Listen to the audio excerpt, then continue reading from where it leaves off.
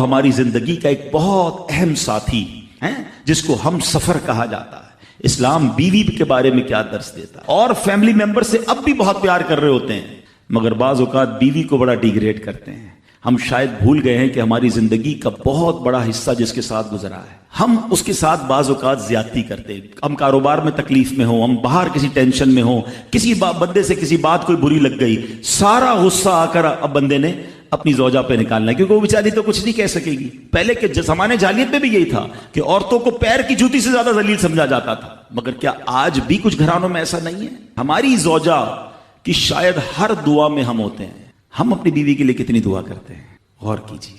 حالانکہ میں نے دیکھا ہے کہ جن کی شریک حیات دنیا سے جاتی ہے نا، وہ لوگوں کو میں نے ٹوٹتے بھی دیکھا ہے۔ تو ایسا نہ کریں، جس طرح وہ آپ کے لیے محبت کا اظہار، دعاؤں کی آپ کی خدمت گار ہے، آپ بھی اس کے لیے اچھا برتاؤ کریں۔ اور نبی پاک کا کیا انداز تھا؟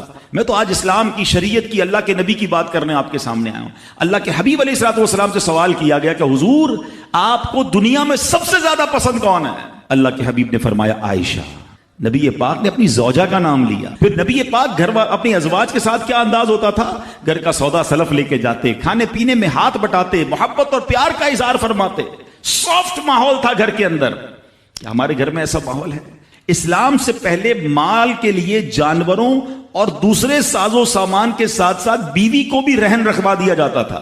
جیسے پیسے کوئی رہن رکھواتا تھا نا، بیوی بھی ایک مال کی طرح تھی، لوگ گروی رکھوا دیتے تھے اپنی بیوی کو۔ یہ اسلام سے پہلے عورتوں کا حال تھا، بیویوں کا حال تھا۔ اللہ اکبر! اسلام نے نکاح کے ذریعے عورت کو مرد کے آدھے ایمان کا محافظ قرار دے دیا۔ قرآن کہتا ہے وَعَاشِرُوهُنَّ بِالْمَعْرُوفِ، ان سے اچھا برتاؤ کرو۔ اسلام نے بیویوں کے ساتھ اچھا برتاؤ کرنے والے کو سب سے بہترین قرار۔ واقعی عقل مند خواتین اس بیان کو سنیں گی تو وہ جو مسکنسپشن پیدا کیا جاتا ہے کہ جناب اسلام میں عورتوں کو آزادی نہیں ہے، جناب اسلام میں عورتوں کے لیے گھٹن ہے، اللہ اکبر! ذرا پہلے اسلام سے پہلے کے حالات پڑھو اور اس کے بعد اسلام کے آنے کے بعد عورتوں کو کیا شاندار مقام میرا دین دیتا ہے۔ اللہ کے نبی نے دا بیسٹ لوگوں کی جب مثال بیان کی، بہترین لوگوں کی مثال بیان کی، تو نبی پاک فرماتے ہیں، ترمذی کی حدیث ہے، سب سے بہتر وہ ہے جو اپنے اہل کے لیے بہتر ہو، یعنی اپنی فیملی کے لیے بہتر ہو۔ اور آقا فرماتے سنو میں تم سب سے زیادہ اپنے اہل کے لیے بہتر ہوں۔ نبی پاک سب سے زیادہ اپنی فیملی کے لیے بہتر۔ نبی پاک علیہ الصلوۃ والسلام سے ایک شخص نے پوچھا حضور شوہر پر بیوی کا کیا حق ہے؟ تو آپ نے فرمایا جب وہ کھائے یعنی شوہر کھائے تو بیوی کو کھلائے، جب لباس پہنے اسے بھی پہنائے، اس کے چہرے پر نہ مارے، اسے بدصورت نہ کہے، اور اگر سمجھانے کے لیے اس سے علیحدگی کرنی پڑے تو گھر میں ہی علیحدگی کرے۔ اللہ اکبر! ایک بار حضرت عمر فاروق رضی اللہ عنہ کی بارگاہ میں، سنیے گا بڑا دلچسپ واقعہ۔ سیدنا عمر فاروق کا کتنا بڑا نام ہے، آپ کے جلال کی، آپ کی عدالت کی مثالیں دی جاتی ہیں، بڑے بڑے لوگ آپ کے سامنے تھر تھر کانپتے تھے۔ آپ کا گھر میں انداز کیا تھا کہ ایک شخص آیا کہ میں حضرت عمر کے پاس جاؤں اور بتاؤں میری بیوی جو ہے مجھ سے اس طرح بات کرتی ہے، اور میرا وہ انداز نہیں ہوتا جو شوہر کے سامنے ہونا چاہیے، ہوتا ہے گھروں میں ہو جاتا ہے۔ تو حضرت عمر کے دروازے پر پہنچا نا، تو اندر سے اسے سیدنا عمر فاروق رضی اللہ تعالیٰ عنہ کی زوجہ ام کلثوم رضی اللہ تعالیٰ عنہ کی ناراضگی کی عالم میں گفتگو کرتے ہوئے سنا۔ وہ حضرت عمر سے بات کر رہی تھی، تو وہ شوہر سوچنے لگا کہ میں تو اپنی بیوی کی شکایت لے کر آیا تھا، حضرت کے تو گھر کا بھی معاملہ ہی ایسا ہی ہے۔ تو وہ کہتے میں واپس ہونے لگا۔ حضرت عمر نے بلا لیا، کیوں آئے تھے؟ تو کہا کہ میں تو حضرت اپنی بیوی کی شکایت کرنے آیا تھا، مگر میں آپ کے دروازے پر آیا، آپ کا بھی معاملہ ہی ایسا ہی ہے، تو میں سمجھ گیا ہم دونوں ایک ہی معاملے میں ہی ہیں۔ اب حضرت عمر نے جو ان کی تربیت فرمائی نا، آپ نے فرمایا میری بیوی کے مجھ پر چند رائٹس ہیں، چند حقوق ہیں، مجھے اس سے چند فائدے حاصل ہوتے ہیں جس کی بنا پر میں اس سے درگزر کرتا ہوں۔ پہلا یہ کہ یہ میرے لیے جہنم کی آڑ ہے، میرا دل اس کی وجہ سے حرام کاموں سے بچا رہتا ہے۔ نمبر دو، جب میں گھر سے نکل جاتا ہوں یہ میری خزانچی بن جاتی ہے، یعنی میرے مال کی نگہبان بن جاتی ہے، میری دھوبن بن جاتی ہے، میرے کپڑے دھوتی ہے، میرے بچے کی پرورش کرتی ہے، میرے لیے روٹیاں اور کھانے پکاتی ہے۔ تو وہ شخص کہتا ہے یہ سارے فائدے تو مجھے بھی اپنی بیوی سے حاصل ہیں، تو میں تو کبھی درگزر سے کام نہیں لیتا، وہ مجھے کہتی میں اسے لڑنا شروع کر دیتا ہوں۔ کہتا آج آپ کی بات سے نصیحت مل گئی، اب میں اپنی بیوی کی چھوٹی موٹی باتوں کو میں بھی درگزر کر دوں۔ کتنی پیاری بات بتائی، ہم وہ ساری باتیں بھول جاتے ہیں، ایک غلطی پر پکڑ لیتے ہیں، ایک غلطی پر ڈانٹتے، ہر غلطی پر جناب ایسا نہیں ہوتا، ہر غلطی کی سزا سزائے موت نہیں ہوتی ہے، ہم غلطیاں نہیں کرتے۔ اگر جس طرح ہم اپنی بیوی کو اور غلطی پر ڈانٹتے وہ ڈانٹنا شروع کر دے پھر کیا حال ہوگا؟ تو ایسا نہ کرے، وہ بھی دل رکھتی ہے، ہم نے کسی انسان سے شادی کی ہے، کمپیوٹر سے نہیں کی، ٹھیک ہے نا؟ تو کمپیوٹر بھی آج کل وائرس آ جاتا ہے، تو وہ تو انسان ہے، غلطی ہو گئی کوئی بات نہیں، تو سبحان اللہ، اتنا پیارا آخری نبی رسول ہاشمی صلی اللہ تعالی علیہ وسلم، جسے کوئی اہم حاجت درپیش ہو وہ مجھ پر کثرت سے درود شریف پڑھے، کیونکہ درود پاک دکھ، درد اور مصیبتوں کو دور کرتا اور رزق میں اضافہ کرتا ہے۔ تو جب بھی کوئی مشکل آئے، پریشانی آئے، تکلیف آئے، ٹینشن آ جائے، تو اس کا بار بار اظہار کرنے سے ٹینشن دور نہیں ہو جاتا۔ کوئی بھی مشکل آتی ہے بندہ سبھی کو بتاتا پھرے، بار بار ذکر کرتا رہے کہ یار بڑی مشکل میں ہوں، بڑی پریشانی میں ہوں۔ شاعر کہتے ہیں نا کہ دکھوں نے تم کو جو گھیرا ہو تو درود پڑھو، دکھوں نے تم کو جو گھیرا ہو تو درود پڑھو، جو حاضری کی تمنا ہو تو درود پڑھو۔ تو جب ٹینشن دور کرنے کا، مشکل دور کرنے کا، پریشانی دور کرنے کا وظیفہ مل گیا ہے، چابی مل گئی ہے، تو پھر فضول باتیں کرنے کی بجائے ہمیں درود پاک کی کثرت کرنی چاہیے۔ صلو علی الحبیب صلی اللہ تعالی علی محمد صلی اللہ علیہ وسلم۔ آج میں آپ کو اللہ کے ایک نبی کا واقعہ سنانا چاہتا ہوں۔ یہ واقعہ قرآن مجید میں بہت تفصیل کے ساتھ موجود ہے، اور یہ واقعہ ایسا ہے کہ میں ان نبی علیہ الصلوۃ والسلام کے عمل کا نام لوں تو نبی علیہ الصلوۃ والسلام کا نام آپ کے ذہن میں خود ہی آ جائے گا۔ یعنی انہوں نے وہ عمل ایسا کیا کہ اب ان کے نام کے ساتھ وہ عمل ایک خاص ٹیگ بن گیا ہے۔ اور اگر میں اب عمل بتاتا ہوں، نام آپ خود بتائیں گے، اور ان کا عمل تھا کہ ان کے اندر کمال صبر تھا۔ اب یہ صبر کرنے والے نبی کون ہیں؟ صبر ایوب علیہ السلام۔ مشہور ہے دنیا میں کہ ایوب علیہ السلام کا جو صبر ہے وہ ضرب المثل بن گیا، وہ ایگزامپل بن گیا۔ صبر تو بہت سارے لوگوں نے دنیا میں کیا، مصیبتیں تو بہت سارے اللہ والوں پر آئیں، مگر حضرت ایوب علیہ الصلوۃ والسلام کو اس قدر کمال کا صبر جو ان کا تھا، وہ کیا واقعہ ہے۔ تو آج مشکلیں ہیں، پریشانیاں ہیں، ٹینشن ہیں، لوگ جب پریشان ہوتے ہیں تو صبر کا دامن تھامنے کی بجائے نارملی بے صبری، شکوے اور شکایات کی طرف جاتے ہیں۔ تو زندگی میں جب بھی کوئی معاملہ آئے نا، ہمیں اللہ کے کلام کی طرف رجوع کرنا چاہیے، اللہ والوں کی سیرت کی طرف رجوع کرنا چاہیے، اور رب کریم کے جو منتخب ترین بندے ہیں، دنیا کے افضل ترین جو افراد ہیں، وہ انبیاء کرام علیہ الصلوۃ والسلام ہیں۔ تو ہمیں جب بھی کوئی پرابلم آئے، جب بھی کوئی مسئلہ درپیش ہو، پہلے دیکھیں اللہ والوں نے اس موقع پر کیا کیا تھا، قرآن کیا کہتا ہے، حدیث کیا کہتی ہے، تو پھر زندگی میں چیزیں آسان ہو جاتی ہیں۔ تو حضرت ایوب علیہ الصلوۃ والسلام کی سیرت کے بارے میں جانتے ہیں کہ آپ حضرت اسحاق علیہ الصلوۃ والسلام کی اولاد میں سے ہیں، اور ان کی والدہ حضرت لوط علیہ الصلوۃ والسلام کے خاندان سے ہیں۔ اللہ تعالیٰ نے آپ کو ہر طرح کی نعمت سے نوازا تھا۔ آپ حسن و صورت والے بھی تھے، یعنی آپ کو اللہ پاک نے بہت خوبصورت بھی بنایا تھا، اور اللہ کریم نے مال بھی بہت دیا، اولاد میں بھی کثرت دی، یعنی ویل آف لائف تھی، خوبصورتی بھی ہے، مال بھی ہے، اولاد بھی ہے۔ اچھا، پھر ظاہر مال تھا تو گھر بھی تھے، جانور بھی تھے۔ اس زمانے میں جو ویلتھ ہوتی تھی، جو پیسہ ہوتا تھا، وہ جانوروں کی صورت میں ہوتا تھا۔ آج کل لوگ گاڑیاں رکھتے ہیں، سونا زیورات رکھتے ہیں، اس زمانے میں جانور ہوتے تھے۔ بلکہ اب بھی اگر پاکستان کے بھی آپ انٹیریئر کے ایریا میں چلے جائیں، گاؤں گوٹ میں جائیں، تو لوگ اپنا مال و دولت سے جانور ہی خرید رہے ہوتے ہیں۔ ان کے نزدیک یہی ان کا جو ہے، وہ جو بھی ان کا کاروبار ہوتا ہے اور مال ہوتا ہے۔ اب آپ پر امتحان آیا، آزمائش آئی، اور وہ آزمائش کیسے آئی کہ پہلے آپ کا مکان گرا، اور خاندان کے جتنے افراد تھے اور آپ کے بیٹے تھے، جتنے بھی آپ کے بیٹے تھے نا، وہ سب اس مکان کے تلے دب کر انتقال کر گئے۔ اللہ اکبر۔ آپ کو آ کر خبر دی جاتی گئی کہ حضور آپ کا مکان گر گیا ہے، آپ کے بچے دب گئے اور دب کر ان کا انتقال ہو گیا ہے۔ آپ فرماتے تھے میرا کیا ہے، جس کا تھا اس نے لے لیا، جب تک اس نے مجھے دے رکھا تھا وہ میرے پاس تھا، جب اس نے چاہا اس نے واپس لے لیا، اسی نے دیا تھا نا۔ تھوڑی دیر بعد خبر آئی کہ آپ کے جتنے جانور تھے ہزارہا اونٹ تھے، بکریاں تھی، ریوڑ کے ریوڑ تھے، سارے جانور جو ہیں وہ مر گئے۔ کسی نے آ کر کہا کہ اب آپ کی جتنی دولت تھی، جتنے جانور تھے، وہ بھی مر گئے۔ سبحان اللہ، آپ اللہ کا شکر بجا لاتے، کہتے یا اللہ جو رب کا تھا اس نے واپس لے لیا، اسی کا تھا، جتنی دیر چاہا میرے پاس رہا، واپس لے لیا اس نے۔ میں اپنے رب کی رضا پر راضی، میں اس امتحان پر راضی ہوں۔ اللہ اکبر۔ اب کیا ہوا کہ آپ کی تمام کھیتیاں اور جو باغات تھے، بہت بڑی زمینیں تھی، بڑے بڑے کھیت تھے، وہ بھی سارے کے سارے برباد ہو گئے۔ کسی نے پا کر بتایا کہ حضور اب تو کھیت بھی گئے، اب باغات بھی گئے۔ آپ نے فرمایا کہ جس کا تھا اس نے لے لیا، میں اس کی رضا پر راضی ہوں۔ جب تک میرے پاس تھا وہ میرے پاس تھا، اب رب نے واپس لینا چاہا تو اس نے لے لیا۔ اب he was empty handed، یعنی اب کچھ بھی نہیں تھا، نہ بچے ہیں، نہ مال ہے، نہ جانور ہے، نہ مکان ہے۔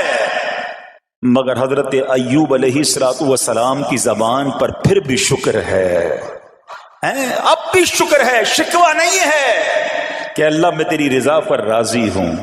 لیکن ابھی امتحان ختم نہ ہوا تھا، اور اس امتحان کے پیچھے بعض مفسرین نے ایک اور قول بھی نقل کیا کہ شیطان نے حضرت ایوب علیہ الصلوۃ والسلام کو دیکھ کر اللہ کی بارگاہ میں کہا کہ مولا یہ تیرا بندہ اس لیے تیرا شکر گزار ہے کہ تو نے اسے بڑا نوازا ہے، بڑا مال دیا ہے، اولاد دی ہے، گھر دیا ہے۔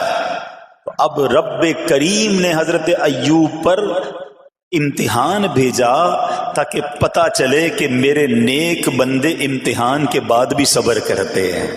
لیکن اب سب چلا گیا نا، تو شیطان نے کہا کہ ابھی جان تو باقی ہے نا، صحت تو باقی ہے۔ اللہ اکبر۔ مزید آزمائش آئی اور یہ ہوا کہ آپ کو بیمار کر دیا گیا۔ مبارک جسم پر بڑے بڑے آبلے پڑ گئے، پھوڑے جس کو کہتے وہ پڑ گئے۔ اس حال میں آپ کے سارے دوست بھی آپ کو چھوڑ کے چلے گئے۔ آج کل ویسے بھی حال ایسا ہی ہے جناب، جب تک پیسہ ہے، شہرت ہے، آپ کے پاس کوئی مال ہے تو آس پاس بہت سارے لوگ ہوتے ہیں، مگر جب یہ سب چیزیں چلی جائیں نا تو بعض اوقات ایسی کنڈیشن میں اپنے اور پرائیوں کی جانچ بھی ہو جاتی ہے کہ اب کون کھڑا ہے۔ دوستی مال کے لیے تھی، دوستی شہرت کے لیے تھی، دوستی منصب کے لیے تھی، یا کسی کی ذات سے واقعی خالص دوستی تھی؟ اب کیا ہوا؟ آپ کے سارے رشتہ دار، سارے دوست بھی دور چلے گئے، سوائے آپ کی فرما بردار زوجہ تھی جن کا نام تھا رحمت بن افراہیم، اور یہ حضرت یوسف علیہ السلام کی پوتی بھی تھی، اللہ کے نبی کی آل سے تھی، وہ آپ کی خدمت کرتی رہی۔ اب جسم پر پھوڑے ہیں، آبلے ہیں، ایک بیوی ہے، نہ پیسہ ہے، نہ مال ہے، نہ بچے ہیں، واٹ ایور جو تھا سب ختم، مگر زبان ہے کہ اس پر پھر بھی اللہ کا ذکر جاری ہے، پھر بھی شکر جاری ہے، پھر بھی صبر ہے۔ بات کرنا آسان ہے جناب، مشکل آئے اور صبر کرے بندہ، اصل امتحان یہ ہے۔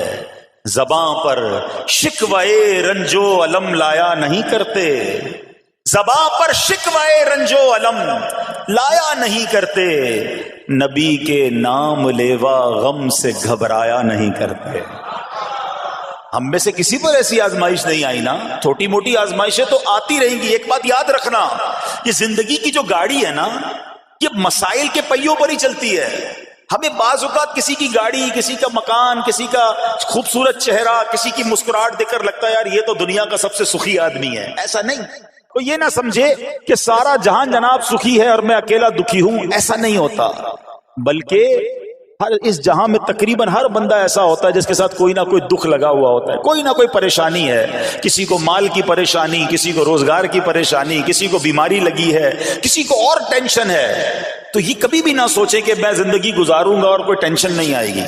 تیار رہو امتحان کے لیے، امتحان ضرور آنا ہے۔ اب کمال یہ ہے کہ اس امتحان میں پاس کون ہوتا ہے۔ حضرت ابراہیم پر امتحان آیا، زبان پر صبر ہے، شکر ہے، شکوہ نہیں ہے۔ اب کیا ہوا کہ آپ کا سال ہاں سال تک یہ محال رہا، یہ 2-4 مہینے کا پرابلم نہیں تھا، کئی سال تک آپ بیمار رہے۔ آپ کی زوجہ جو ہے وہ خدمت کرتی رہی. اچھا یہاں ایک غلط فہمی دور کر دوں کہ کچھ لوگ یہ کہتے ہیں، یہ کتابوں میں پتہ نہیں کچھ کتابوں میں لکھ دیا گیا کہ حضرت ایوب علیہ الصلوۃ والسلام کو معاذ اللہ کوڑ کی بیماری ہو گئی تھی. ایسا بالکل نہیں تھا. کوڑ کی بیماری نہیں ہوئی تھی، بلکہ نہ کوڑ ہوا نہ جزام ہوا. آپ کو جسم پر پھوڑے پھنسیاں جن کو کہتے ہیں آبلے نکل آئے تھے. کیونکہ کوڑ کی بیماری وہ ہوتی ہے کہ جس سے لوگ نفرت یا حقارت کرتے ہیں. اللہ کے کسی بھی نبی کو کبھی بھی کوئی ایسی بیماری نہیں ہوئی جس کی وجہ سے لوگ اس سے حقارت یا نفرت کریں یا دور بھاگیں. کیونکہ اللہ نے ان نفوس قدسیہ کو، ان نیک بندوں کو، ان منتخب شخصیات کو لوگوں کی ہدایت کے لیے بھیجا ہے. ان کو کبھی کوئی ایسی چیز نہیں ہوئی کہ جس سے لوگ گھن کھا کر دور بھاگیں. تو یہ بالکل غلط ہے. البتہ آپ کے جسم پر آبلے تھے، پھوڑے تھی، اور اللہ اکبر آپ اس حال میں کیا رب سے عرض کرتے تھے؟ آپ عرض کرتے تھے، قرآن میں یہ الفاظ موجود ہیں، انی مسنی الضر وانت ارحم الراحمین. ترجمہ کیا ہے؟ مجھے تکلیف پہنچی اور تو سب مہر والوں سے بڑھ کر مہر والا ہے، رحم کرنے والوں میں سب سے بڑھ کر رحم کرنے والا ہے. یعنی اللہ کی بارگاہ میں یہ عرض کرتے تھے، یا اللہ تکلیف پہنچی ہے، رحم تو نے کرنا ہے، تو ارحم الراحمین ہے. زمانے سے نہیں کہتے تھے. یہاں ایک اور پرابلم ہے. میں کوئی مسئلہ ہوتا ہے، پرابلم آتی ہے، ہم ساری دنیا سے کہتے ہیں یہ مسئلہ ہو گیا، یہ پرابلم ہو گئی. نہیں، ساری دنیا میں سے کوئی آپ کا مسئلہ حل نہیں کر سکتا. اس سے بات کرو نا جو مسائل کو حل کرنے والا ہے، اس سے عرض کرو نا جو مصیبت کو دور کرنے والا ہے.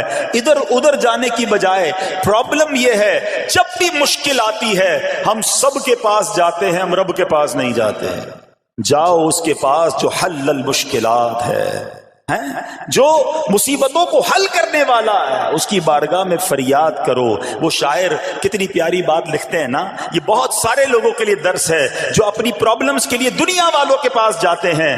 ارے اگر پکارنا ہے تو اللہ کی بارگاہ میں پکارو، التجا کرنی ہے تو اللہ کے حبیب سے عرض کرو نا. شاعر لکھتے ہیں، کسی کا احسان کیوں اٹھائیں، کسی کو حالات کیوں بتائیں، کسی کا احسان کیوں اٹھائیں، کسی کو حالات کیوں بتائیں. تمہیں سے مانگیں گے تم ہی دو گے، تمہارے در سے ہی لو لگی ہے. ہم اللہ کی بارگاہ میں عرض کریں، اللہ کے حبیب کی بارگاہ میں لو لگائیں. دنیا والوں کے پاس کچھ نہیں رکھا، لیکن ہم دنیا والوں کو بتا کر اپنے صبر کا ثواب بھی ضائع کر دیتے ہیں. دیکھو حضرت ایوب علیہ السلام کا صبر، کسی سے نہ کہا، اللہ کی بارگاہ میں عرض کرتے رہے. اب آپ کی آزمائش کا وقت پورا ہوتا ہے، دعا کرتے رہے، التجا کرتے رہے، صبر کرتے رہے. حکم ہوا کہ اپنا پاؤں زمین پر مارو. حضرت ایوب علیہ السلام نے پاؤں زمین پر مارا تو زمین سے ایک چشمہ پھوٹ اٹھا. حکم الہی سے حکم دیا گیا کہ اب اس پانی سے غسل کرو. آپ نے جب اس پانی سے غسل کیا تو آپ کی تمام بیماریاں دور ہو گئی. پھر آپ 40 قدم چلے، دوبارہ زمین پر قدم مارنے کا حکم دیا.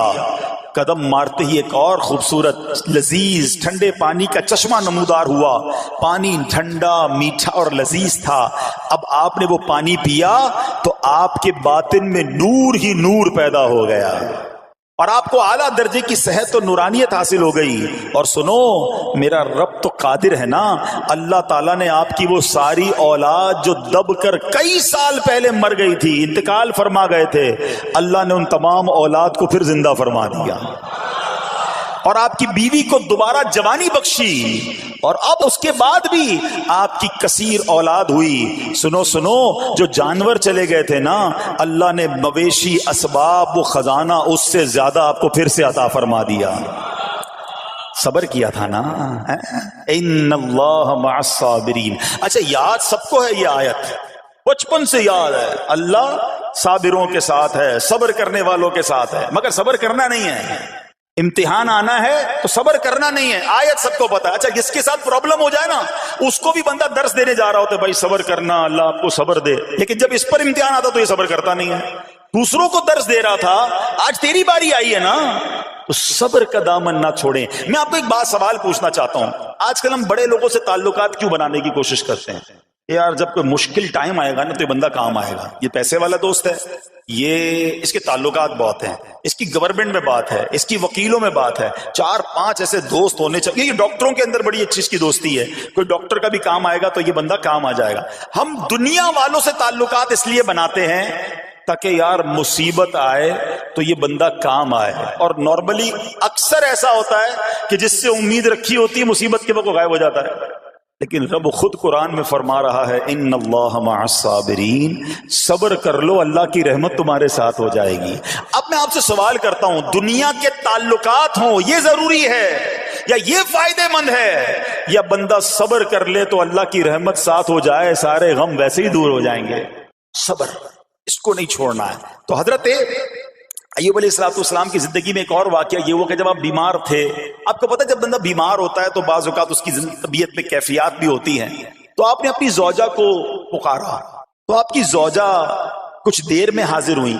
تو آپ نے جلال میں آ کر اس کو 100 درے، اپنی زوجہ کو 100 کوڑے مارنے کی قسم کھا لی. اب جب صحت آ گئی تو قسم تو آپ نے کھائی ہوئی تھی، تو اب کیا کرتے؟ اس بیوی نے تو خدمت بھی بہت کی تھی، اب اسے کوئی خاص کیفیت تھی، آپ نے قسم اٹھا لی تھی. سبحان اللہ، ایوب علیہ السلام کو اللہ کریم نے قرآن میں کیا حکم دیا کہ اے ایوب، آپ ایک یعنی 100 جس کو کہتے ہیں تنکے، 100 تنکوں والی جھاڑو لیں اور اس جھاڑو کو ایک مرتبہ اپنی بیوی کو مار دیجئے تو آپ کی قسم جو ہے وہ پوری ہو جائے گی. یعنی قسم کا کفارہ نہیں دینا ہوگا. اللہ اکبر. اللہ نے اس نبی علیہ السلام کی فرما بردار بیوی کی جو سزا تھی یا جو معاملہ تھا اس کو کتنا آسان فرما دیا. تو رب کریم نے قرآن مجید فرقان حمید میں اس کو کس طرح بیان فرمایا؟ وَخُذْ بِيَدِكَ ضِغْثًا فَاضْرِب بِهِ وَلَا تَحْنَثْ. فرمایا کہ اپنے ہاتھ میں ایک جھاڑو لے کر اسے مار دے اور قسم نہ توڑ. اِنَّا وَجَدْنَاهُ صَابِرًا. فرمایا ہم نے اسے صابر پایا. نعم العبد، کیا اچھا بندہ. اِنَّهُ اواب، بے شک وہ بہت رجوع لانے والا ہے. ارے آج دنیا کسی کو کہے یہ صبر والا ہے، حضرت ایوب کی شان دیکھو کہ رب فرما رہا ہے قرآن میں اِنَّا وَجَدْنَاهُ صَابِرًا، اور ہم نے ایوب کو صبر کرنے والا پایا، صابر پایا. اللہ حضرت ایوب کے صبر کے صدقے ہمیں بھی صابرین میں شامل فرما لے. اللہ اکبر، سبحان اللہ. اور رب کریم نے جو اواب فرمایا، علماء کہتے ہیں کہ یہ اواب کے لاجواب خطاب کو جو آپ کے سر مبارک پر ایک تاج کی طرح رکھ دیا گیا، کیونکہ اواب کے معنی کیا ہے؟ انہو اواب، بے شک وہ بہت رجوع لانے والا ہے. اللہ اکبر. صبر کیا تو رب نے کیسے کیسے القاب جو ہیں وہ قرآن میں عطا فرمائے. یہاں ایک اور بات بھی سیکھنے والی ہے کہ حضرت ایوب علیہ السلام کے صبر کا کمال یہ ہے کہ قرآن میں ذکر آ گیا. آپ صبح قیامت تک حافظ تلاوت کریں گے، تراویح میں قرآن پڑھا جائے گا، جب بھی قرآن کی تلاوت دنیا کے کونے کونے میں کی جائے گی، قیامت تک حضرت ایوب کے صبر کا ذکر ہوتا رہے گا. جب آپ صبر کرتے ہیں اللہ رسول کو راضی کر لیتے ہیں، اللہ ان ناموں کو بلند فرما دیتا ہے. بہرحال میرے پیارے اسلامی بھائیوں، اب یہاں تھوڑا سا ایک شرعی مسئلہ بھی سمجھ لیں.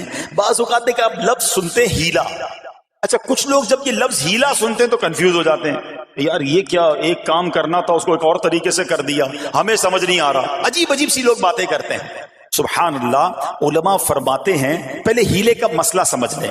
فتاوی عالمگیری میں ہے جو ہیلا کسی کا حق مارنے یا اس میں شبہ پیدا کرنے یا باطل ذریعے سے فریب دینے کے لیے کیا جائے وہ مکروہ ہے، اور جو ہیلا اس لیے کیا جائے کہ آدمی حرام سے بچ جائے یا حلال کو حاصل کر لے وہ اچھا ہے. انما الاعمال بالنیات. غلط نیت سے ہیلا کہ کسی کا حق دبا لوں یا معاذ اللہ زکوٰۃ ادائی نہ کرنی پڑے، تو اللہ کو کوئی دھوکہ نہیں دے سکتا، اللہ دیکھ رہا ہے کہ اس کی نیت کیا ہے.